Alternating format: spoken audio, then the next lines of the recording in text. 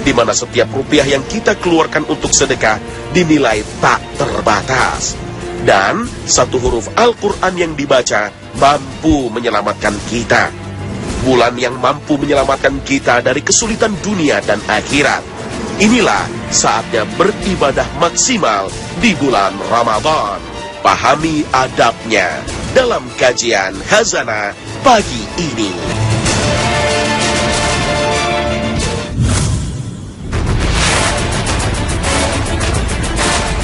Assalamualaikum warahmatullahi wabarakatuh. Kajian Khazanah tentang adab puasa kali ini akan dimulai dari waktu sahur. Padahal inilah waktu dimulainya berkah Allah yang sangat besar. Paksakan kita bangun untuk bersahur, karena titik start puasa dimulai dari sini. Saat kita bangun, hal pertama yang kita lakukan adalah berzikir. Ungkapan rasa syukur karena Allah telah membangunkan kita. Bacalah doa bangun tidur sebagaimana Rasulullah SAW ajarkan. Alhamdulillahilladzi ahyana ba'dama amatana wa ilaihin nusyur. Segala puji bagi Allah yang menghidupkan kami selepas mematikan kami, dan kepadanya kami akan kembali. Hadis riwayat Bukhari. Setelah berdoa, segera dilanjutkan dengan berwudu. Wudu adalah hidroterapi yang dahsyat, karena ribuan syaraf penting diterapi dengan air yang segar. Inilah saat melepas belenggu lilitan setan, tubuh kita akan terasa lebih segar. Badan yang telah berwudu bisa segera kita tunaikan santap sahur.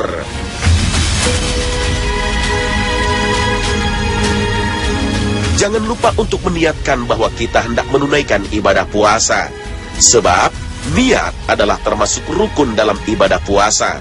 Tanpa meniatkan diri untuk berpuasa, maka Allah hanya menghitungnya sebagai aktivitas menahan lapar dan dahaga saja. Sayang sekali, sebagaimana sabda Rasulullah SAW, barang siapa yang tidak berniat pada waktu malam, maka dia tidak ada puasa baginya. Hadis sahih riwayat An-Nasa'i. Di balik beratnya waktu sahur, ada keutamaan serta pahala yang besar yang akan kita peroleh. Hidangan sahur, sesederhana apapun itu, adalah hidangan yang Allah jamin keberkahannya. Lantas Allah puji-puji orang yang menunaikannya. Bahkan malaikat pun turut mendoakan ampunan bagi mereka yang sahur. Makan sahur adalah makan penuh berkah. Janganlah kalian meninggalkannya walau dengan seteguk air, karena Allah Subhanahu wa Ta'ala dan malaikatnya bersolawat kepada orang yang makan sahur. Hadis sahih riwayat Ahmad. Rasulullah SAW menganjurkan agar kita mengakhirkan waktu sahur kita beberapa waktu menjelang azan subuh. Sebagaimana hadis sahih riwayat Bukhari dan Muslim berikut ini. Dari Zaid bin Sabit radhiyallahu anhu berkata, kami makan sahur bersama Rasulullah SAW, lalu berdiri melaksanakan sholat. Anas berkata, aku bertanya kepada Zaid, berapa jarak antara azan dan sahur? Dia menjawab, seperti lama membaca 50 ayat. Hadis riwayat Bukhari dan Muslim. Setelah sahur kita santap, selanjutnya tunaikanlah sholat subuh berjamaah. Upayakan dilakukan di masjid atau musola kalau tersedia di lingkungan rumah. Keutamaan sholat subuh dijanjikan Allah Azza wa Jalla seperti sabda Rasulullah. Barang siapa yang menunaikan sholat subuh, maka ia berada dalam jaminan Allah. Sholat subuh menjadikan seluruh umat berada dalam jaminan, penjagaan, dan perlindungan Allah sepanjang hari. Barang siapa membunuh orang yang menunaikan sholat subuh, Allah akan menuntutnya, sehingga ia akan membenamkan mukanya ke dalam neraka. Hadis riwayat Muslim, At-Tirmizi, dan Ibnu Majah. Inilah keutamaan sholat subuh dibanding sholat fardu lainnya. Lebih utama dari seluruh kekayaan bumi dan langit. Subhanallah.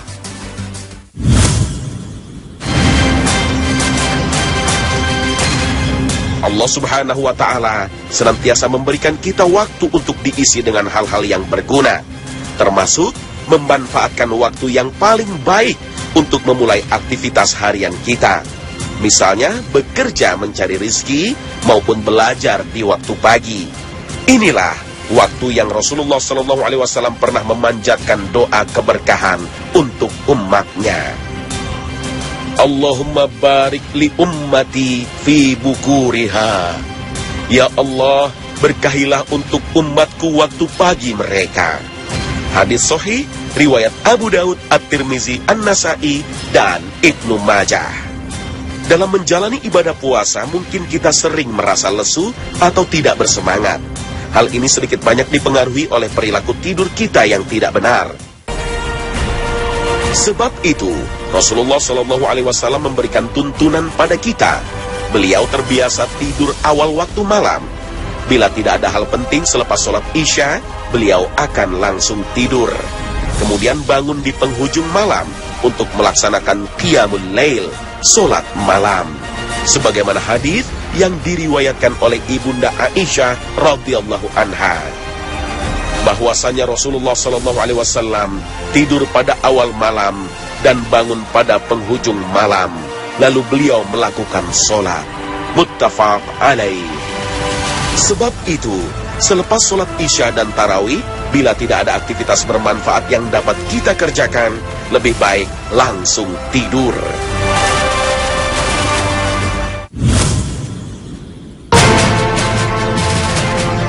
Ramadan adalah sekolah yang mendidik jiwa kita agar menjadi seorang muslim yang lebih bertakwa, madrasah bagi perilaku dan jiwa.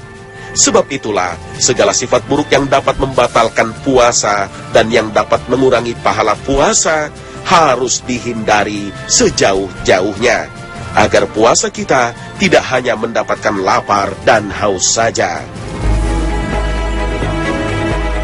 Hai orang-orang yang beriman, diwajibkan atas kamu berpuasa, sebagaimana diwajibkan atas orang-orang sebelum kamu, agar kamu bertakwa. Al-Quran, Surah Al-Baqarah, ayat 183. Puasa bukanlah menahan lapar dan dahaga semata. Berpuasa memaksa kita untuk menahan diri dari segala nafsu yang mengajak pada keburukan, mendorong kita untuk mengerjakan berbagai kebaikan. Jika tidak demikian, Allah tidak akan memandang dan menerima ibadah puasa kita. Barang siapa yang tidak meninggalkan perkataan dusta, malah mengamalkannya, maka Allah tidak butuh dari rasa lapar dan haus yang dia tahan.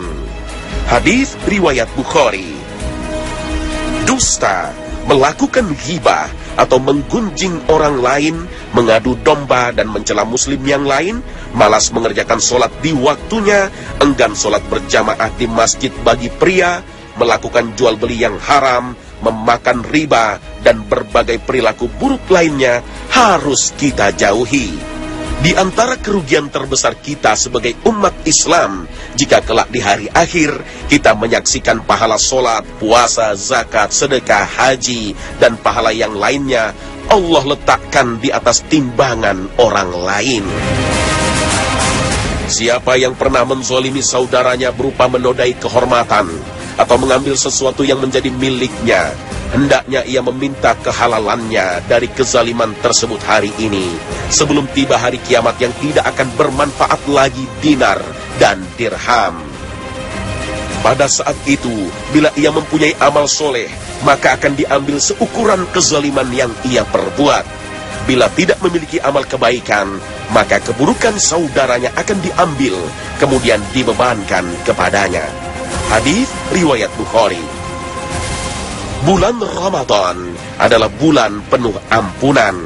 Orang yang berpuasa di bulan Ramadan adalah orang yang beruntung, karena Allah akan ampuni segala dosa kita di dunia dan melipat gandakan pahala ibadah.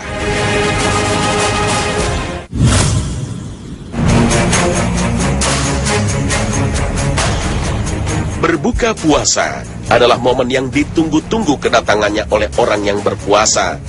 Terlebih bila berbuka puasa bersama dengan orang-orang tercinta di rumah. Bagi mereka Allah janjikan dua kebahagiaan. Satu kebahagiaan yang dirasakan saat mereka berbuka, dan satu kebahagiaan lagi kelak akan mereka rasakan di surga saat mereka dapat menatap wajah Allah. Hadis muttafaq alaih.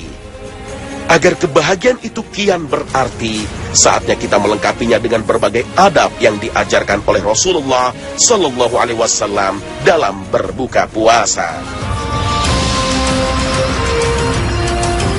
Pertama, bersegeralah untuk berbuka. Sebab Rasulullah menjanjikan kepada seluruh umatnya bahwa kita akan selalu mendapatkan kebaikan ketika menyegerakan berbuka. Sebagaimana sabda beliau, umat Islam senantiasa berada dalam kebaikan selama mereka menyegerakan berbuka. Hadis muttafaq alaih.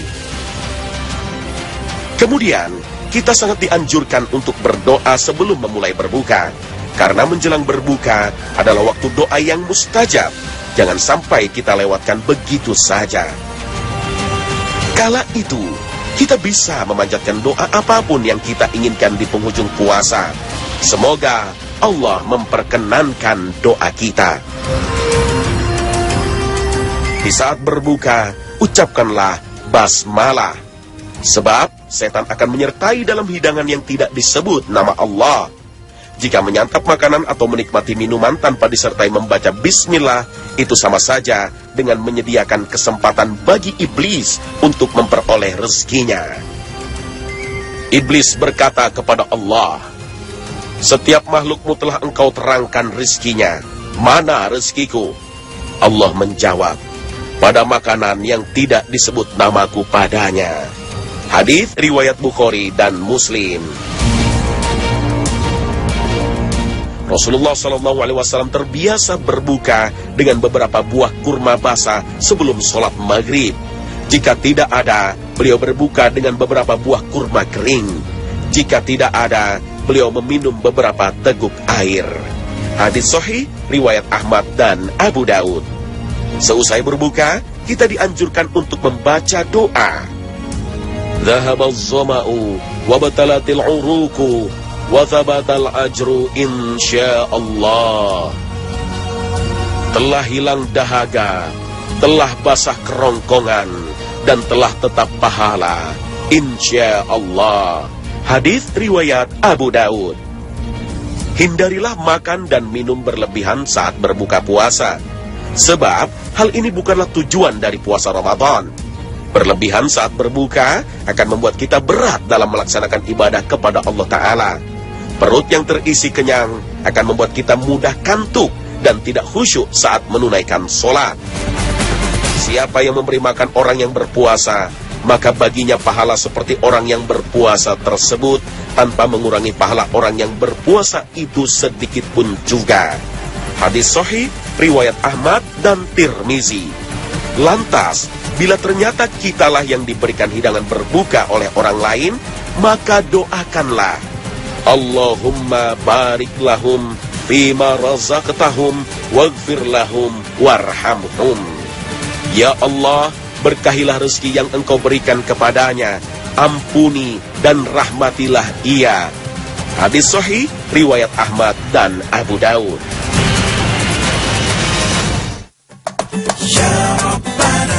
Nah pemirsa, demikianlah Khazanah hari ini, menyajikan informasi dan tuntunan beraktivitas sesuai sunnah.